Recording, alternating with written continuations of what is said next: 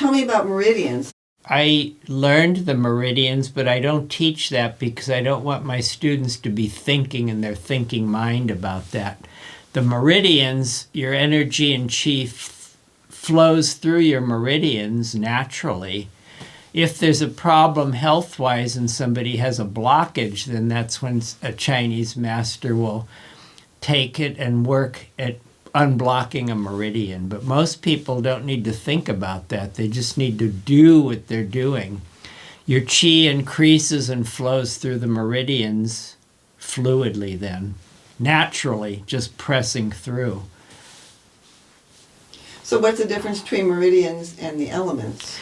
The meridians are like, think of them like waterways, like a hose where energy flows through that hose. The 5 elements are states of energy that transform from one state to the next, either yielding or birthing. And what they do is we're made of the 5 elements, and we're inseparable from the 5 elements. So the 5 elements are what we're made of, and everything around us is made of. The whole, everything, all the animals, everything we see in nature contains the 5 elements. So what you're seeing when you say, I'm looking at a block of ice, that block of ice still contains the other 4 elements. The block of ice is looked at as metal element, say, because it's solidified and frozen, but yet it still contains the other 4 elements. So nothing can be separated. So Yin and Yang came together as one, and it's inseparable.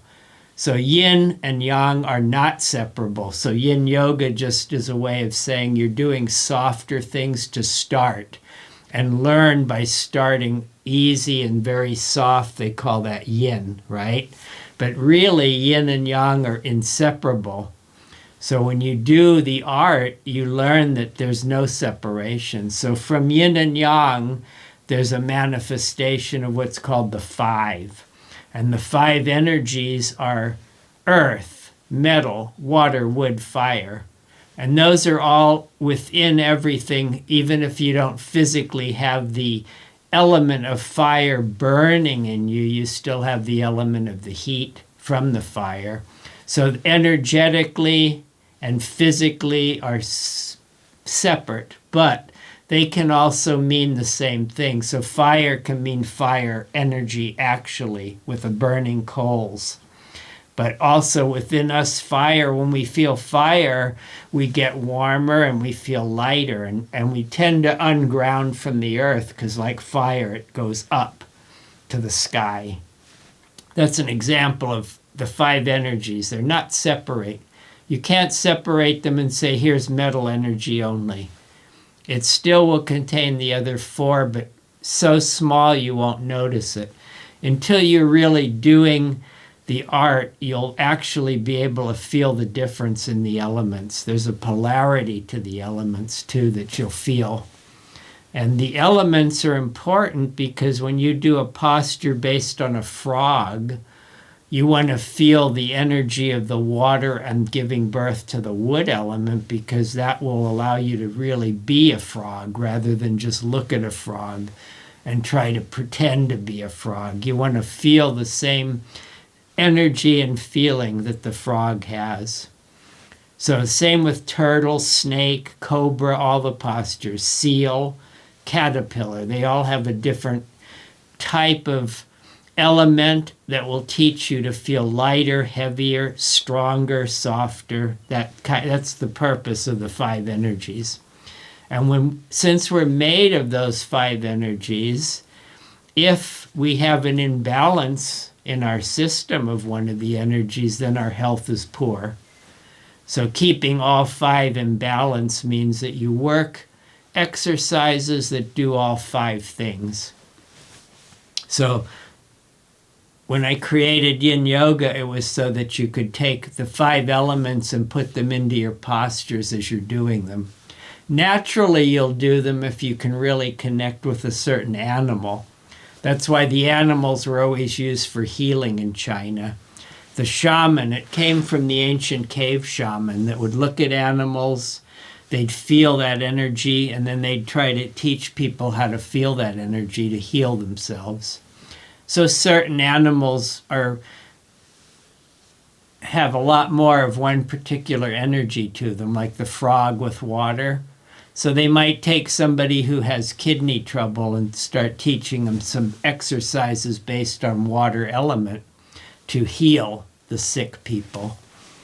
Every posture contains all the elements, but when you do a frog very water-like, then that's the real frog posture. But the frog can also be done in the other 4 elements totally. So if I'm doing frog like this is how the real frog moves, right? But if I want to become a metal frog, this would be like a metal frog right here. I would just go like this, and all of a sudden I'm frozen. So that's how you're practicing. If you're practicing metal, too much metal means you'll be really tight and stiff and hard.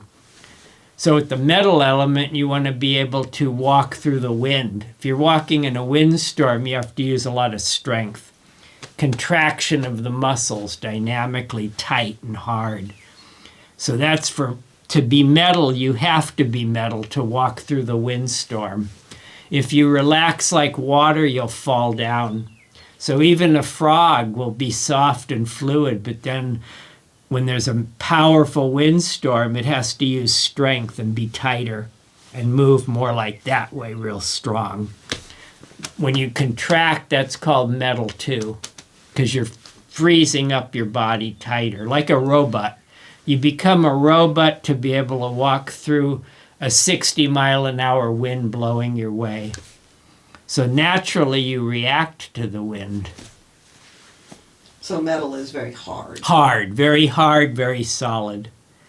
Earth is very calming and absorbing like a sponge.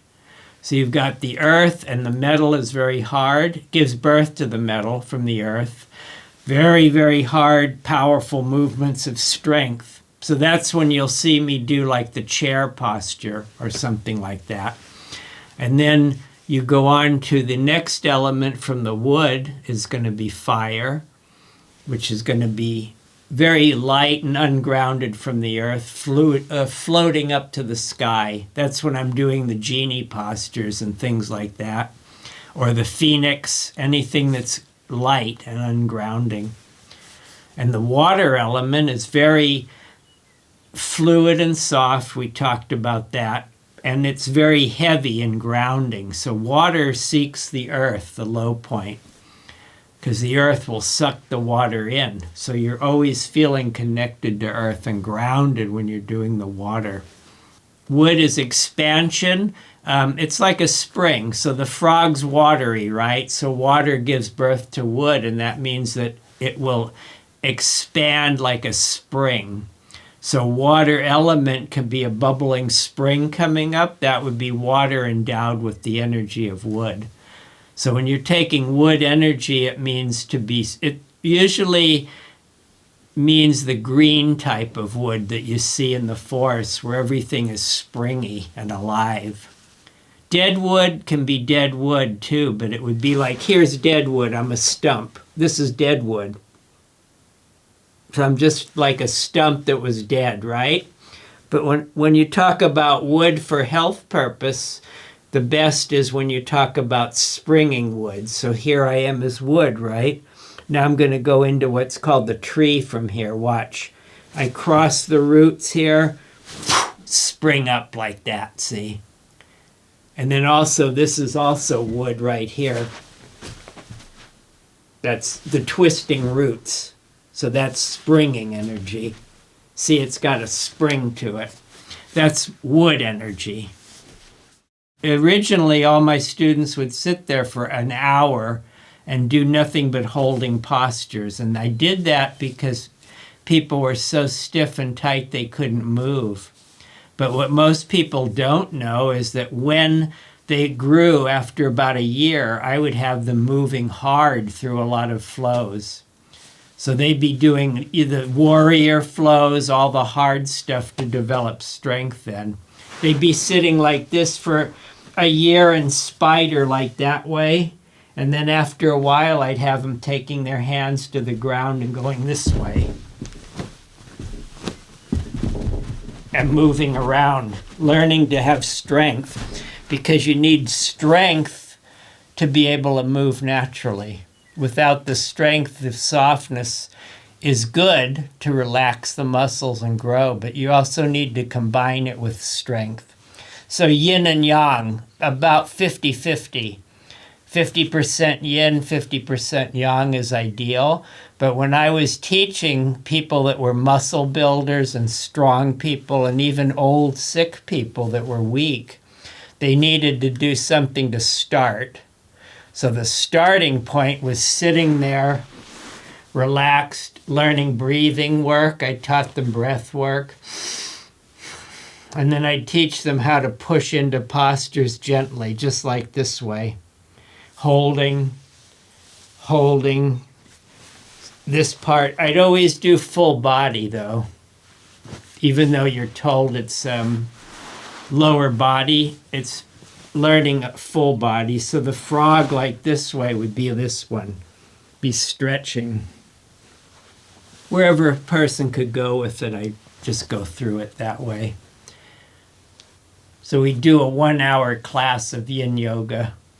And then from that 1-hour class, I would expand it into movement and strength work. So I'd put them in this position of the frog, which is this one like this, and just have them learn to go this way with it.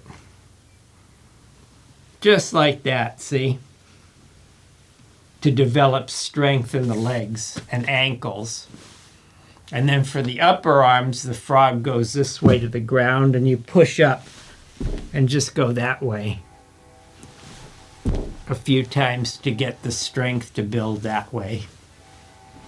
Can you show that from the side view?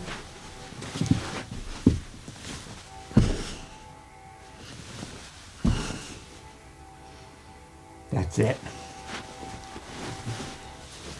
You have very flexible ankles. Is that important for the art? It is important for your health, but it comes from just doing all of these postures based on the animals.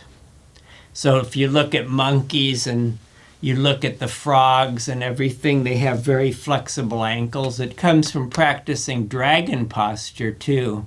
But all the different animals you'll see, they have flexibility for bending and movement. So the bear even teaches this posture too. The thing that's missing from the Yin Yoga is that they're teaching it as a supplement to doing physical workouts and also other forms of yoga. But in my art, it was originally intended to be the complete art, where you would do the easy stuff for the Yin Yoga growing, but also all the hard different flows from animals and elements. So it was a complete workout, total body. That's what I meant it to be, rather than a supplement. So supplement's just a little piece of it for the beginning level, which is okay, but I intended it to be a complete art form, which was what I was teaching for years to advanced students. Beginners who came in would only learn the first year. That would be the supplement to it, to what they're teaching now. Because some of the people that have learned from me in the beginning started teaching it as a supplement form with a lot of theory that isn't my theory. I don't think the theory matters to know that. I think it hinders you when you're thinking too much in the mind.